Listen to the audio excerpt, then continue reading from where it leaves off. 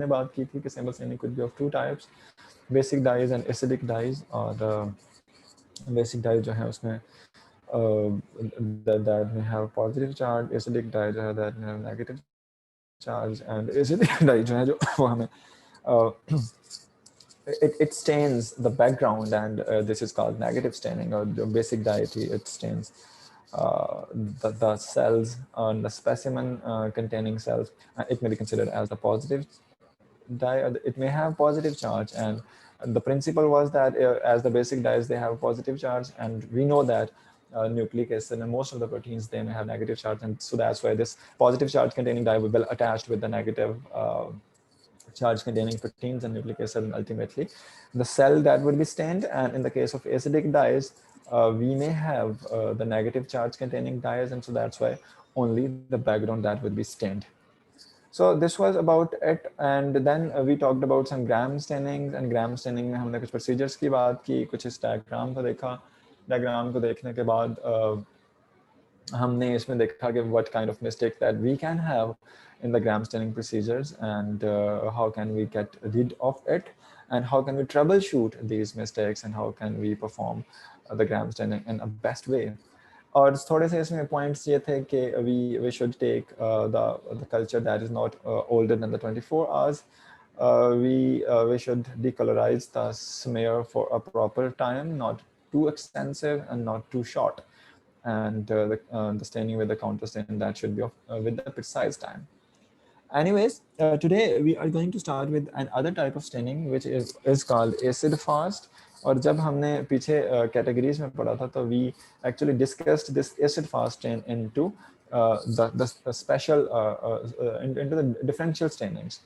और differential stainings में हमने एक gram staining पढ़ी है पिछले lecture में, and today we are going to start with the acid fast. And as we discussed earlier, this acid fast staining is there to identify or to detect the mycobacterium, or the mycobacterium tuberculosis more specifically. And there I told you that mycobacterium tuberculosis and other members of the mycobacterium genera, that may be mycobacterium leprae and mycobacterium tuberculosis as well, they may be identified and they may be differentiated by using the acid fast stain. यहाँ पे आप familiar हैं कि mycobacterium tuberculosis जो है that is a causative agent for the tuberculosis or the TB, बड़ी common disease है. दूसरा mycobacterium leprae जो है that is the causative agent for leprosy. What is leprosy? Does anyone have any idea about leprosy? What is leprosy? Mycobacterium leprae cause a disease which is called leprosy. What is leprosy? Anyone has any idea about the leprosy? Sir एक जी. Allergy type होती है ये मेरे ख्याल से. Allergy type. Anyone else? Anyone else?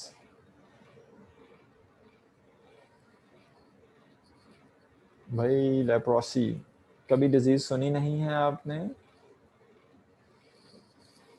Okay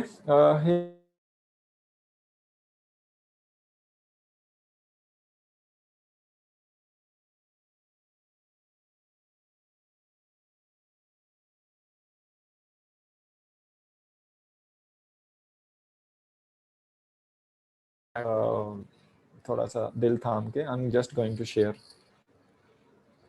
this one. These are the symptoms for the leprotic patients. This is also called the Hansen's disease, and normally that is caused by the Mycobacterium leprosy, and this is the member of Mycobacterium genus, and इसी member से Mycobacterium tuberculosis है जो कि TB करता है, और Mycobacterium leprae जो है leprosy cause करता है. इन दो या इस जनरा के ऑर्गेनिजम्स को आइडेंटिफाई करने के लिए या डिटेक्ट करने के लिए हम स्टेनिंग करते हैं which is called acid fast staining. अब एसिड फास्ट स्टेनिंग का प्रिंसिपल क्या है and how this is there to use to identify it. अब ये माइकोबैक्टीरियम स्ट्रेन्स हैं, इनकी cell wall that is a bit different from the cell wall of other bacteria. जो बाकी बैक्टीरिया हैं उनकी सेल वॉल के अंदर तो we are familiar with it. They may contain the peptidoglycan in the cell wall, but in the cell wall of the mycobacterium there is a high lipid content. और इस high lipid content की वजह से हम acid fast staining करते हैं. This is the reason that हम इसको gram staining से नहीं कर सकते आइडेंटिफाई, बिकॉज ये जो हाई लिपिड कंटेंट है this inhibits the uptake of the gram stain. ये क्रिस्टल वायलेट को अपटेक नहीं होने देगा या सेफ्रानीन को अपटेक नहीं होने देगा। क्यों? क्योंकि cell wall of mycobacterium that may contain the high lipid content, so that's why we do not rely upon the gram stains. So we move towards the acid fast stain, which is more harsh method. और इस harsh method में मैं अभी आपको दिखाता हूँ कि हम प्रोसीजर क्या यूज़ करते हैं. इसमें हम नॉर्मली अपनी एक टेस्ट उसी तरह से ग्लास स्लाइड लेके ग्लास स्लाइड के ऊपर हम स्मेयर बनाते हैं. अभी हमने पीछे ग्राम स्टेनिंग में पढ़ा था पिछली क्लास में कि स्मेयर बना के हम उसको ड्राई होने देते थे और फिर हम उसको हीट फिक्स करते थे यहाँ पे फ्लेम से पास थ्रू करने के बाद हीट फिक्सेशन. लेकिन यहाँ पे थोड़ा सा मैंने एक वर्ड यूज़ किया है कि एसिड फास्ट में हम हार्श ट्रीटमेंट देंगे. And what does this harsh treatment means, इसमें हम कर रहे हैं कि बॉइलिंग कर रहे हैं. मिसाल के तौर पे हमने स्मेयर बनाया बिल्कुल उसी तरह से जिस तरह हमने प्रीवियसली बनाया था ग्राम स्टेनिंग के लिए. स्मेयर को हमने सैंपल लिया लूप के साथ, उसको वाटर ड्रॉपलेट में पूरी ग्लास स्लाइड के ऊपर हमने उसको स्प्रेड किया. स्प्रेड करने के बाद हमने उसको ड्राई किया. ड्राई करने के बाद हमने उसको हीट फिक्स किया. और हीट फिक्स करने के बाद हमने अब उसको हार्श ट्रीटमेंट देनी है. वो क्या देनी है कि वी वुड बॉयल इट. एक बीकर लेंगे, उस बीकर में वाटर डालेंगे और वाटर ऐड करने के बाद उस बीकर के ऊपर अपनी स्लाइड रख देंगे, ग्लास स्लाइड जिसमें हमने स्मीयर बनाया उसके ऊपर स्लाइड रख देंगे. और फिर क्या हम करेंगे कि जो हमारे पास डाई है एसिड फास्ट टैनिंग के लिए जो हम डाई यूज करते हैं, दिस इज कॉल्ड कार्बलफुक्सन. यहाँ पे लिखा हुआ है this is called carbol fuchsin. We would use this die.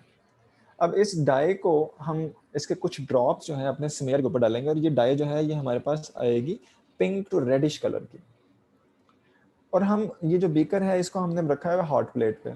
Hot plate will boil the water and उसके ऊपर हमने ग्लास स्लाइड रखी हुई है और जो इस यहाँ से स्टीम निकलेगी actually that steam would affect, and that this steam is actually the harsh treatment that I have mentioned earlier.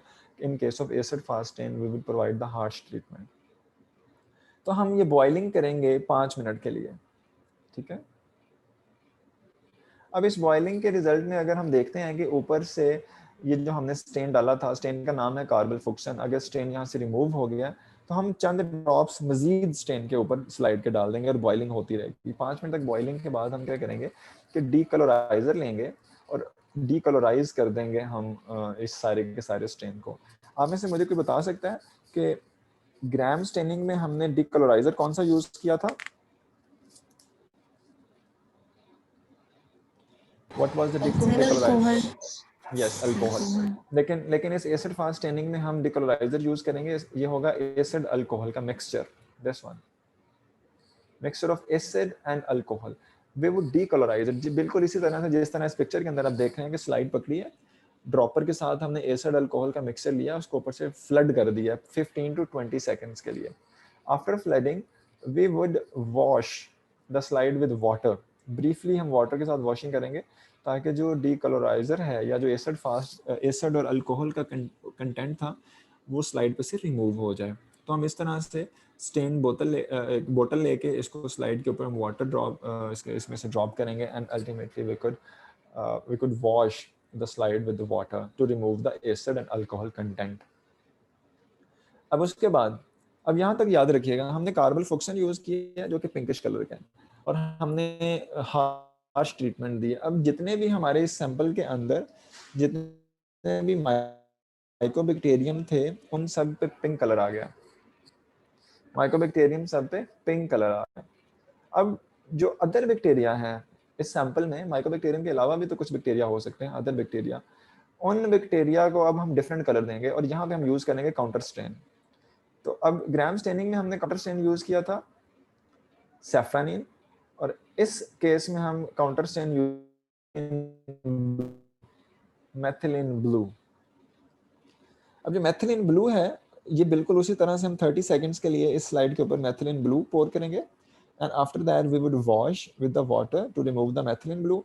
उसके बाद हम अपनी स्लाइड को ड्राई करेंगे एक ब्लॉट पेपर के साथ और ड्राई करने के बाद हम उसको माइक्रोस्कोप के नीचे एग्जामिन करेंगे. Whenever we would examine the microscope the slide under the microscope, तो यहाँ पे हमारे पास पिंकिश टू रेडिश कलर के माइकोबैक्टीरियम नजर आएंगे लाइक दिस. और चूंकि हमने मेथिलीन ब्लू यूज किया है, जिसकी वजह से हमारे पास जो बैकग्राउंड है, ये बैकग्राउंड हमारे पास ब्लूइश नजर आ रहा है, सारे का सारा बैकग्राउंड. तो we have created the contrast actually, that we have stained the color, we have stained the mycobacterium with the carbamazepine, and this is pinkish in color, and we have stained the background with the methylene blue, and the background is bluish. So this was the principle and the procedure actually for the acid fast stain that we have performed. और यहाँ पे अगर मैं आपको बता सकूँ तो इसमें हमने कुछ प्राइमरी स्टेन्स यूज़ किया है जो कि कार्बोफुक्सन था. इसके साथ साथ हमने डिकलराइजिंग एजेंट के तौर पे एसिड और अल्कोहल का मिक्सचर यूज़ किया है, और काउंटर स्ट्रेन के तौर पे हमने मेथिलीन ब्लू का इस्तेमाल किया है. That was it.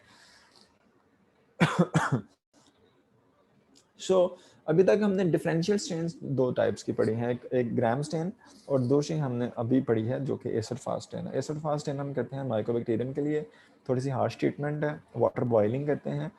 Primary stand कार्बोफुक्सन है, सेकंड स्टेन मेथिलीन ब्लू है, और डिकलराइजर के तौर पे हम एसिड अल्कोहल का मिक्सचर यूज करते हैं. This was all about the acid fast stain. If you guys have any question up to this point you may ask.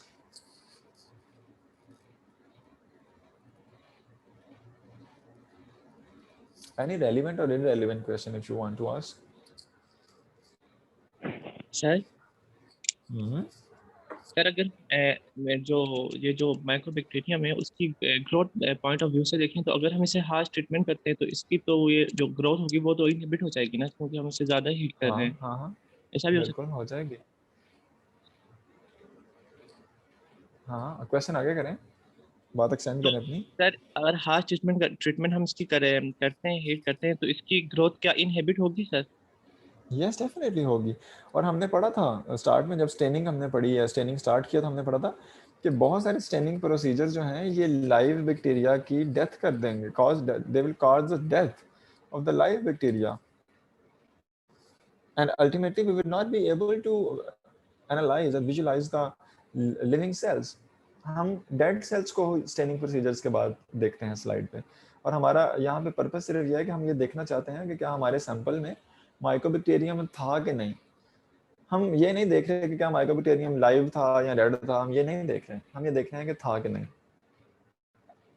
तो इससे हमें कोई फर्क नहीं पड़ता कि वो स्टेनिंग प्रोसीजर से डेड हो गया है नहीं हुआ.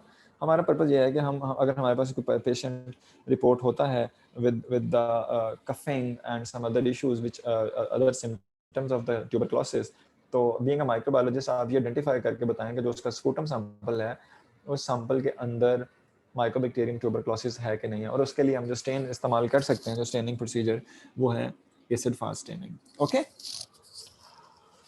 Yes sir. चलें ठीक है. If there is no question we will move forward, and the next one, that is a capsule stain, and we have talked about it. This is the type of special stain because capsule staining does not identify between different types of the species and different types of the genera. So this is actually the capsule stain. What we do in it is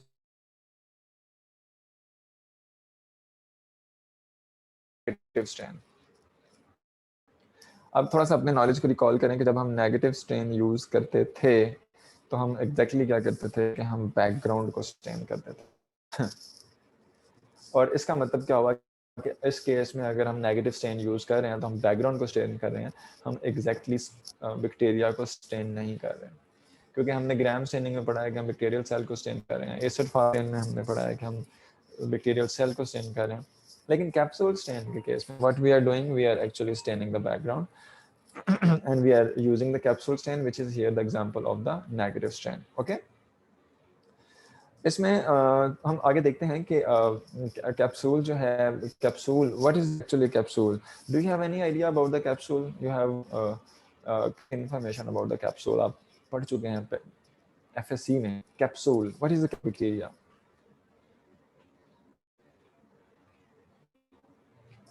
bacterial capsule sir additional layer होती है ना bacteria के ऊपर. Yeah, that is the hollow layer around the bacteria. This plays a protective role, and this protects the bacteria from the harsh conditions of the environment. Capsule.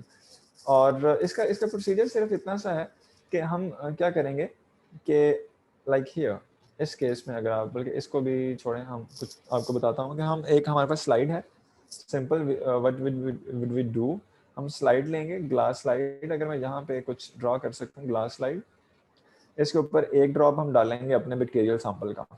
For example हमारे पास test tube के अंदर bacterial sample है in the liquid medium, तो हम यहाँ पे अपना एक ड्रॉप डाल देंगे सैंपल का, और इसके साथ ही एक ड्रॉप डाल देंगे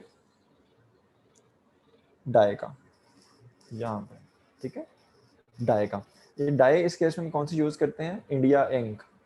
आपको याद होगा कुछ टाइम पहले फाउंटेन पेन होते थे और उनके अंदर रेड कलर की इंक इस्तेमाल होती थी, तो ये रेड कलर की जो इंक है that is actually called the red India ink. तो हम स्लाइड के ऊपर एक ड्रॉप अपने सैंपल का डालेंगे, साथ ही दूसरा ड्रॉप जो है वो इंक का डाल देंगे। यहाँ से अगर मैं इसको बनाने की कोशिश करूँ कि एक ड्रॉप सैंपल का, दूसरा ड्रॉप जो है वो इंक का, और इन दोनों ड्रॉप्स के ऊपर हम रख देंगे कवर स्लिप। छोटी सी स्लिप होती है ग्लास की, आपने लैब में देखी होगी, कवर स्लिप रख देंगे। ये कवर स्लिप रखने के बाद क्या होगा कि ये दोनों ड्रॉप्स आपस में मिक्स हो जाएंगे, दे वुड मिक्स। जब ये मिक्स हो जाएंगे तो हमारे पास कुछ इस तरह से, let me show you,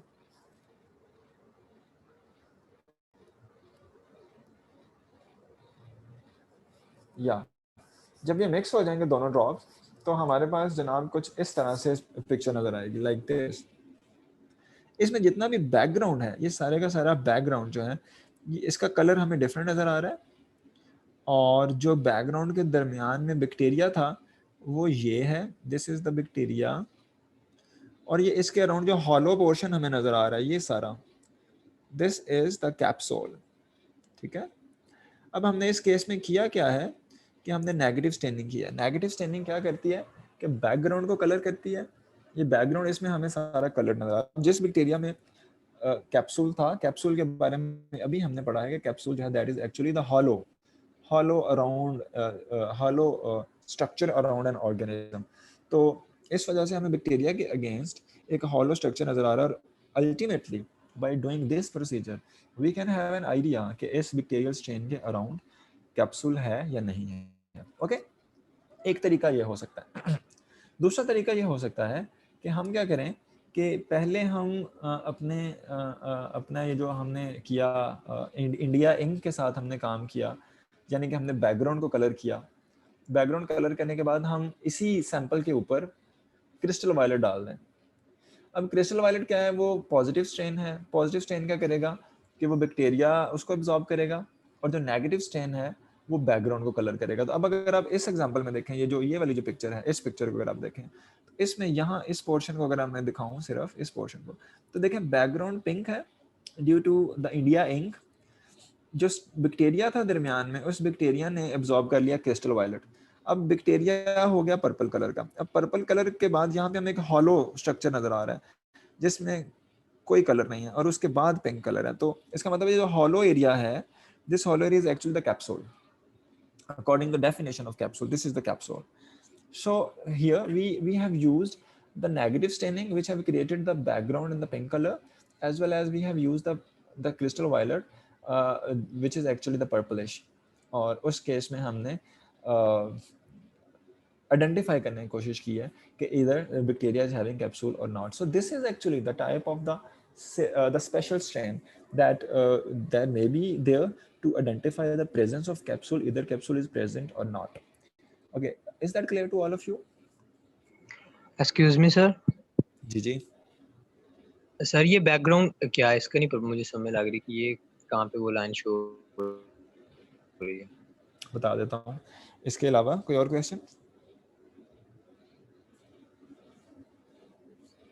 okay, अच्छा जी, ये जो बैकग्राउंड की लाइन है बेसिकली ये इस सारे एरिया को दिखा रही है। देखिए अब यहाँ पे 3 है ना लेबलिंग, 3 टाइप्स की लेबलिंग। एक तो ये बैक्टीरियल सेल्स हैं जो पर्पल नजर आ रहे हैं, दूसरे कैप्सूल हैं जो हॉलो नजर आ रहे हैं, और इन बैक्टीरियल सेल और कैप्सूल के अलावा जितना पोर्शन है दैट इज द बैकग्राउंड। तो ये लाइन एक्चुअली वो शो कर रही है कि इन कैप्सूल और बैक्टीरिया के अलावा बाकी जितना पोर्शन है, जो पिंक नजर आ रहा है, कहीं से हमारे पास कम कलर है, तो ये सारा एक बैकग्राउंड है। Got it? You can say that the area other than the capsules and the bacteria that would fall in the category of the background, and that may have the pink color, as we tried to create the pink background as we used the India ink that was actually in the reddish color. Got it? Yes sir. Okay. Sir कोई सी ये जी जी जी sir जी ये आप देख रहे हैं कि जितने भी बैक्टीरिया हैं इधर ये मतलब दो दो इकट्ठे हैं, मतलब ये डुप्लेट की फॉर्म में एग्जिस्ट करते हैं सारे। यस, यहाँ पे इस टॉपिक के बाद आपको पढ़ाऊंगा मैं दिस वन। इसमें हम ये पढ़ेंगे कि बैक्टीरिया कोकस हो सकते हैं, दो मिलके रह रहे हों तो डिप्लोकोकस। यहाँ पे अगर आप देख सकते हैं किधर, या this one, this is the diplococcus here. और या अगर हमारे पास बैक्टीरिया जो हैं वो डिफरेंट ओरिएंटेशंस में एग्जिस्ट करते हैं, तो हम ये इसकी डिटेल पढ़ेंगे इंशाल्लाह। तो यहाँ पे आपने बड़ी अच्छी आपकी ऑब्जर्वेशन है। यहाँ पे अगर आप देखें तो कुछ सेल्स जो हैं वो इंडिविजुअल हैं, जैसे ये वाला जिस पे मैं अभी ये लगाने लगा हूँ, this one, this was the individual cell. Yes इसके अलावा कुछ आप देखें तो ये डिप्लॉइड फॉर्म में है, ये वाला, ठीक है। इसके अलावा कुछ देखें तो वो चेन्स हैं, ये चेन है यस पूरी, sir. This is chain, okay. तो बैक्टीरिया में भी प्रेजेंट इन डिफरेंट ओरिएंटेशंस। एक ही सेल जो है वो दो सेल्स मिलकर रह सकते हैं, मोर देन 1 2 3 सेल्स रह सकते हैं, पूरी चेन बन सकती है। तो इसकी हम डिटेल इंशाल्लाह पढ़ेंगे इसी चैप्टर के अंदर। यहाँ पे कि अगर चेन है तो उसको हम चेन ऑफ कोकाई कहेंगे, अगर सिंगल है तो that was the coccus cell, अगर दो हैं तो डिप्लोकोकस होंगे। इसके अलावा अगर पैकेट्स की फॉर्म में है, क्लस्टर्स की फॉर्म में है, तो what kind of orientations, morphological orientations they may have, okay? Okay sir. और सर कि अपना ये शेयर कर रहे हैं, मतलब अपना कैप्सूल भी जितने भी हैं ये अपना कैप्सूल पे शेयर कर रहे होंगे।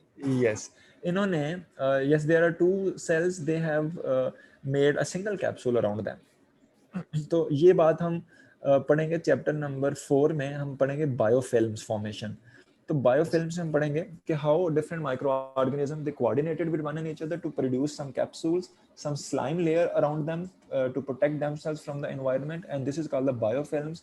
And by producing the capsule and the slime layer, they can attach with the surface of the rocks, they can attach with the surface of yes some sir. plants, they can attach with the surface of our teeth. So they may produce the biofilms, okay? Good, I'm happy you asked good questions. Anyone else? भाई चूँकि online classes हैं and मुझे आप लोगों के ना नाम याद हैं ना शक्लें याद हैं, सो अदरवाइज़ मैं आपसे वन बाय वन पूछना शुरू कर दूँ ताकि किसी को क्वेश्चन तो नहीं है। तो आप लोग please without any hesitation you are allowed to ask any type of question if you have anyone. Got it? जी एक्सक्यूज मी सर, सर ये पूछना था, ये जो पिंक वाला पिक्चर है इसमें नेगेटिव और पॉजिटिव दोनों स्टेनिंग हुई हुई है? यस, इसमें दोनों हुई हैं। पॉजिटिव स्टेन हमने किया यूज़, तो वो उसने बैकग्राउंड को स्टेन कर दिया, और सॉरी उसने बैक्टीरियल सेल को स्टेन कर दिया क्योंकि बैक्टीरियल सेल पे नेगेटिव चार्ज होता है, और Yes, हमने नेगेटिव स्टेन यूज़ किया तो उसने बैकग्राउंड को स्टेन कर दिया। दोनों स्टेनिंग हुई है इसमें। ओके। मतलब ये जो लेफ्ट साइड वाली है वो उसमें जस्ट नेगेटिव स्टेनिंग हुई हुई है? यस, उसमें सिर्फ हमने नेगेटिव किया। Okay, thank you sir. Anyone else? Okay, if this is the question,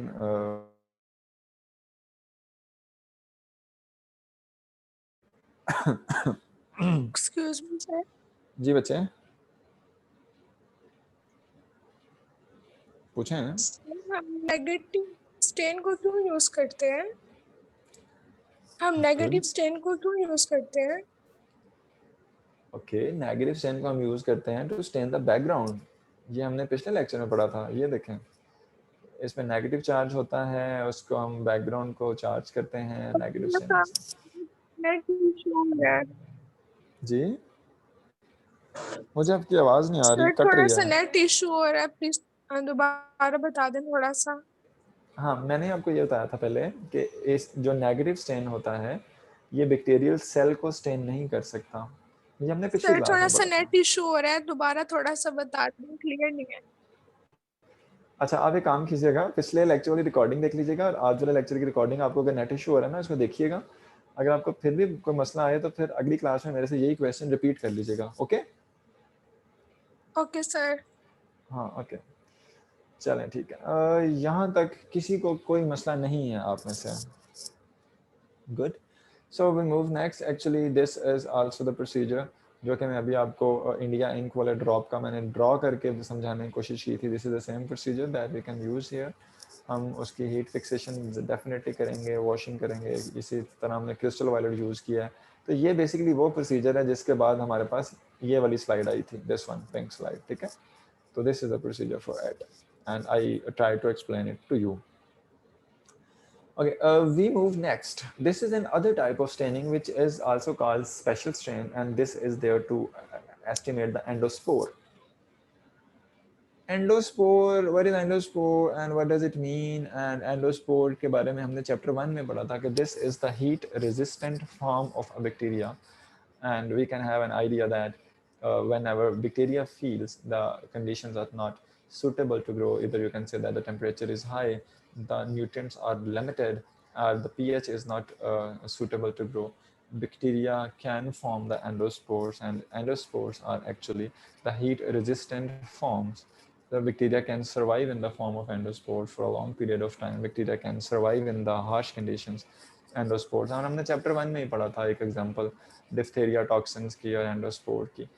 तो एंडोस्पोर का गालिबन आपको अंदाजा है। अब ये याद रखिएगा कि endo, because this name is indicating that that would be consisting, that would be forming inside the cell, और ये एंडोस्पोर सेल के अंदर बनेगा।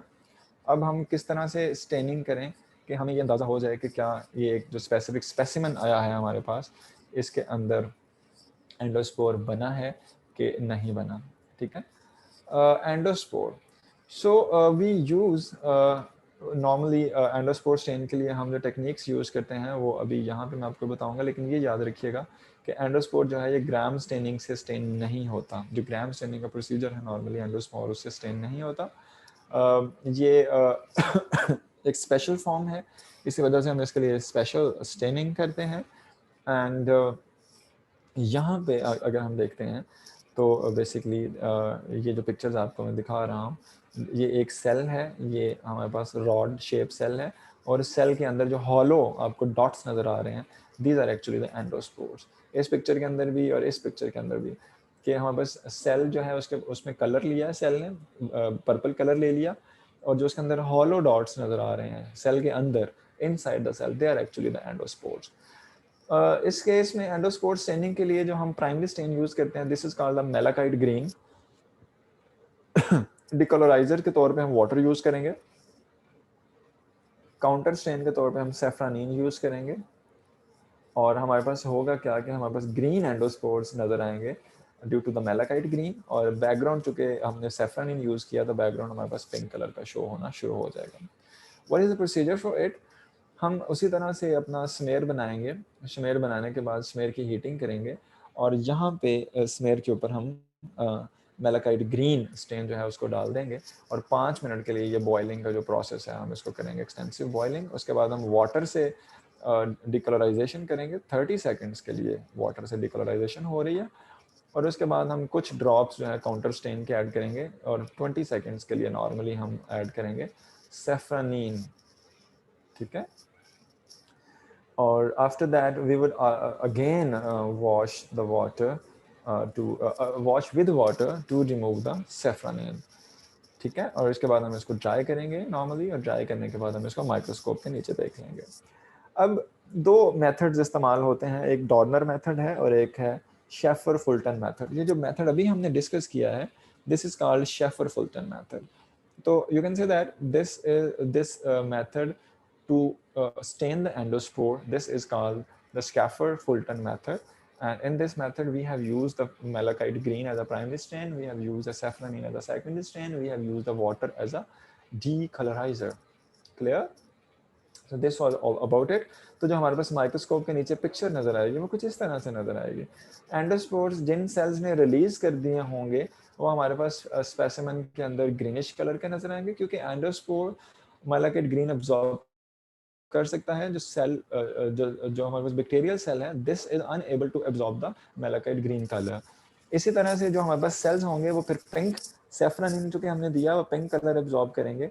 और यहाँ पे अगर आप देखें इस पिक्चर के अंदर तो कुछ एंडोस्पोर्स जो हैं वो with in the bacterial cells हैं, और कुछ एंडोस्पोर्स जो हैं वो बैक्टीरियल सेल्स रिलीज कर चुके हैं।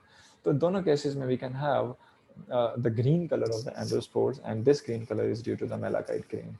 We have the greenish endospores. Okay, up to this point, and in the staining procedure of the endospore, if you guys have any question, you may ask.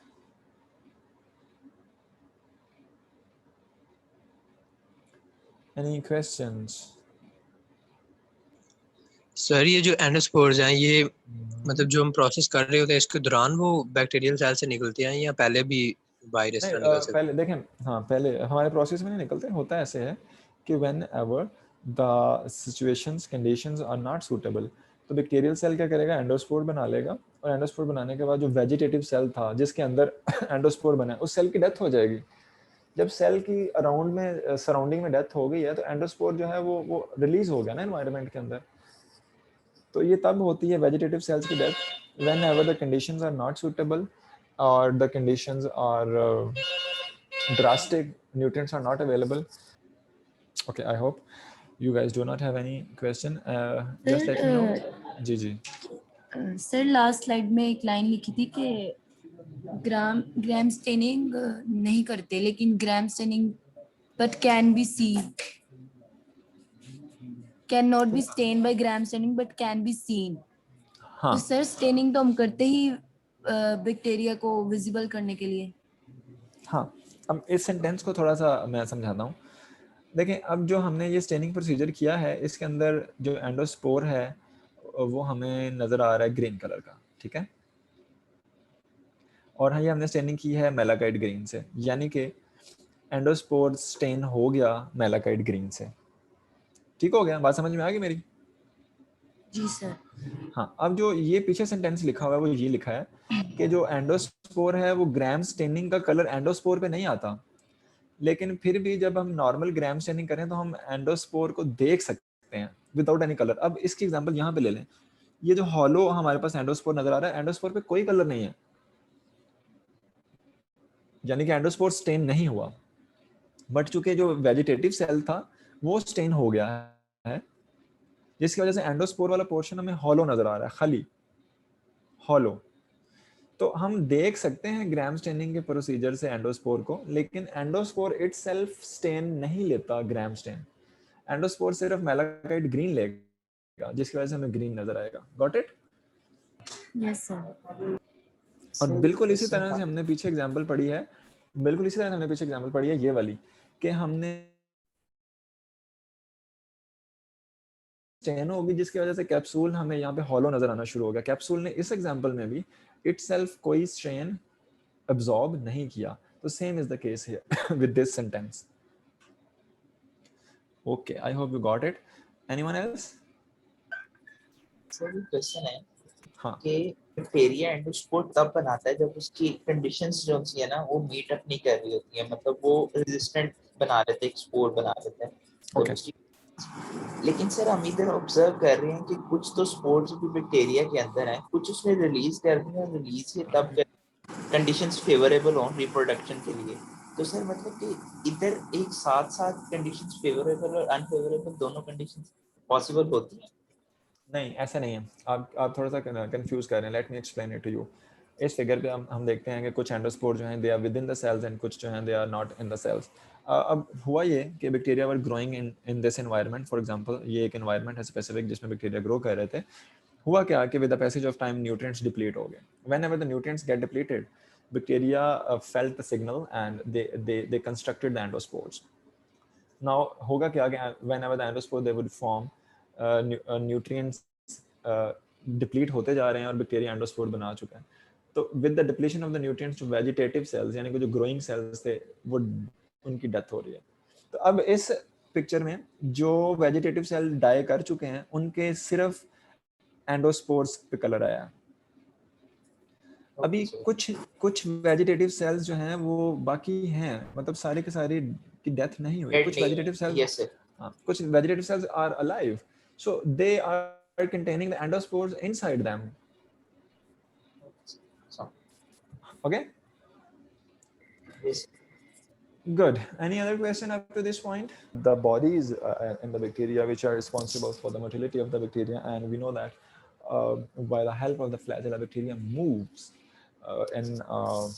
in a liquid environment, and you are very familiar with it, that on the basis of the flagella, bacteria can be divided into different classes: atrichus, monotrichus, lophotrichus, amphitrichus, peritrichus. याद है आपने FSC में पढ़ा था? On the basis of the bacteria, on the basis of a number of flagella and the position of the flagella, Yes, sir. we can categorize the bacteria into different strategies. Good. Yes. तो उसमें हम अब सवाल ये है, क्या हम flagella को माइक्रोस्कोप में देख सकते हैं?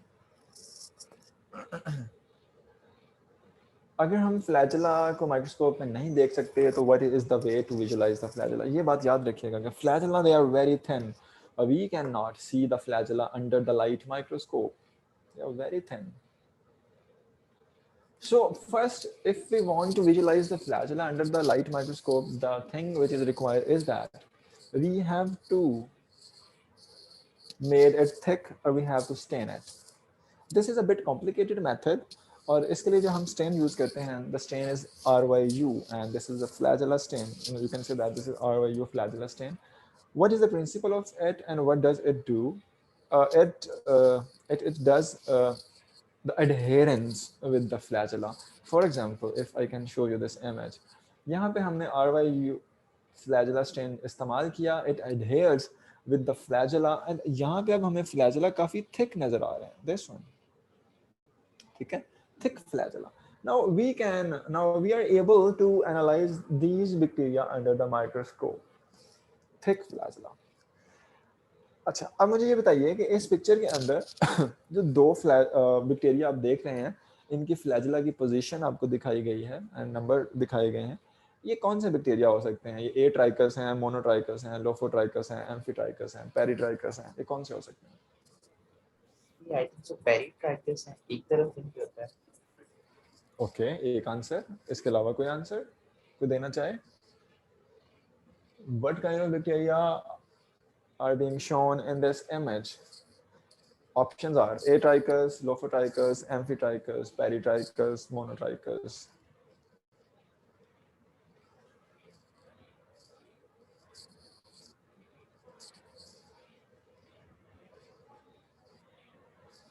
Anyone, please do not Google. कुछ भी जो आपके जहन में आए वो मुझे बताइएगा. मुझे कोई डेफिनेशन बता सकते हैं कि एट्राइकस कौन से बैक्टीरिया थे? एट्राइकस या monotrichous?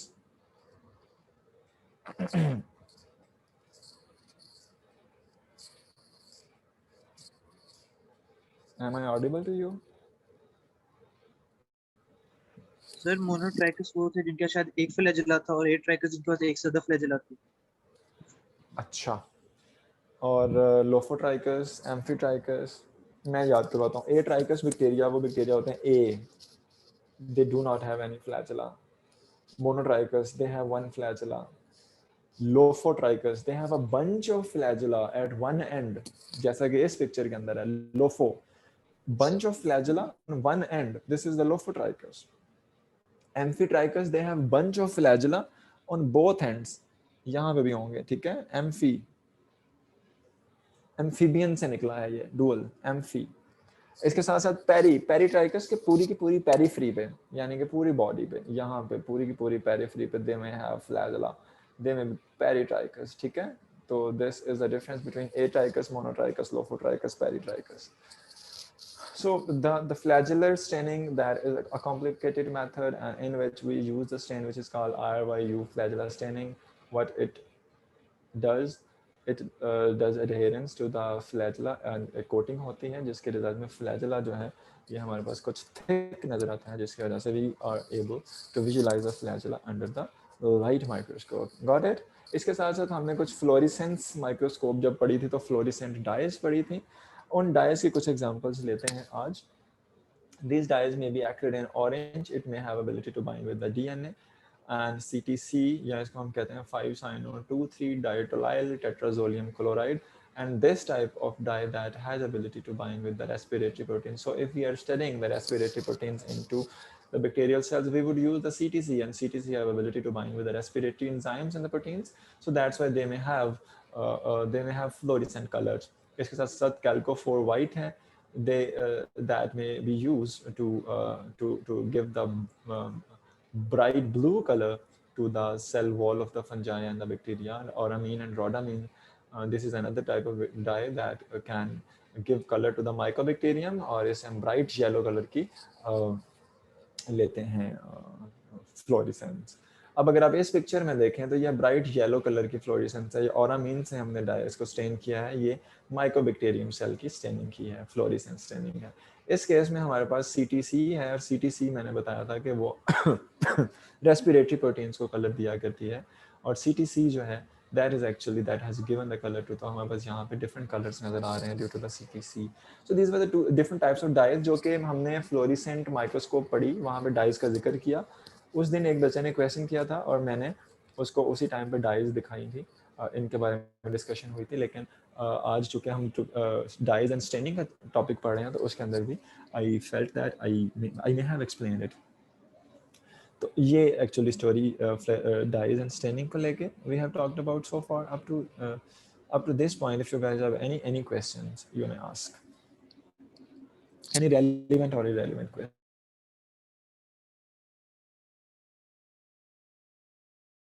about the topics that you have discussed so far? Sir फिर जो एकाइटिस बैक्टीरिया वो मोटाइल नहीं होते ना? बच्चे, your internet, बच्चे listen, your internet is unstable. I am unable to hear you. आप प्लीज अपनी बात को रिपीट करें. सर अब आप हेयर कर सकते हैं मुझे? Yeah, I can hear you. Sir मेरा क्वेश्चन ये था, जो एकाइटिस बैक्टीरिया होते हैं फिर वो मोटाइल नहीं होते, वो अपनी फिर एक ही जगह पे स्टेशनरी होते हैं, नहीं होते ना? Yes. फ्लैजुला के अलावा भी मोटिलिटी के कुछ तरीके हो सकते हैं, water current के through movement or something else. So Atricus normally we consider them the non-motile. Yeah, you're right. Anyone else? Any questions to ask?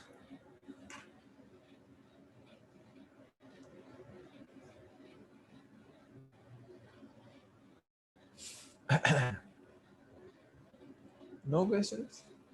Should I go for attendance? Yes.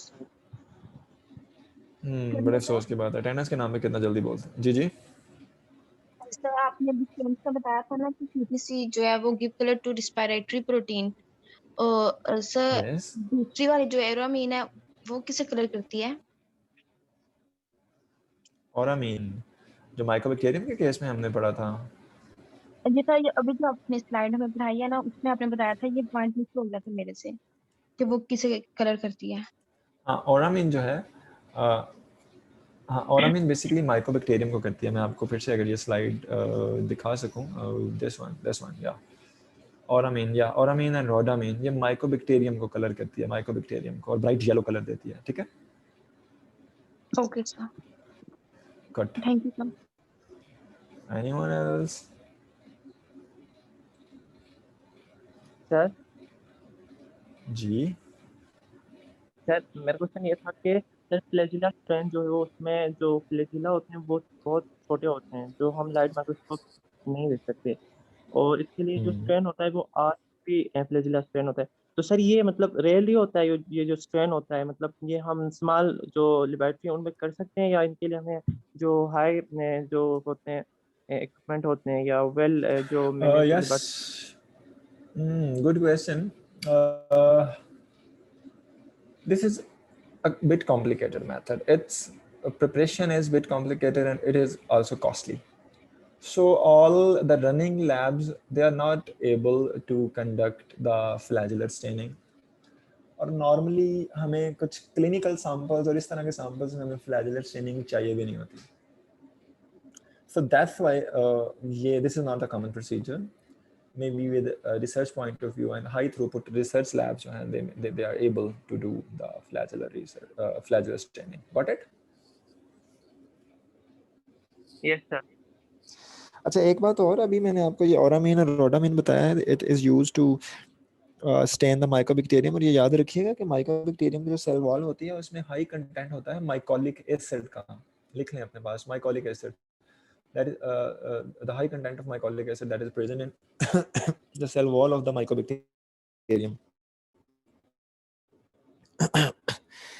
सो इस वजह से जो हाँ माइकोलिक एसिड हाई कंसंट्रेशन में present होता है in the cell walls of the mycobacterium. तो जो हम ओरामीन और रोडामीन डाइज यूज करते हैं ये माइकोलिक एसिड के साथ जाके बाइंड करती हैं, जिसकी वजह से हमारे पास जो सेल है ये हमारे पास ब्राइट येलो कलर का अपीयर होता है।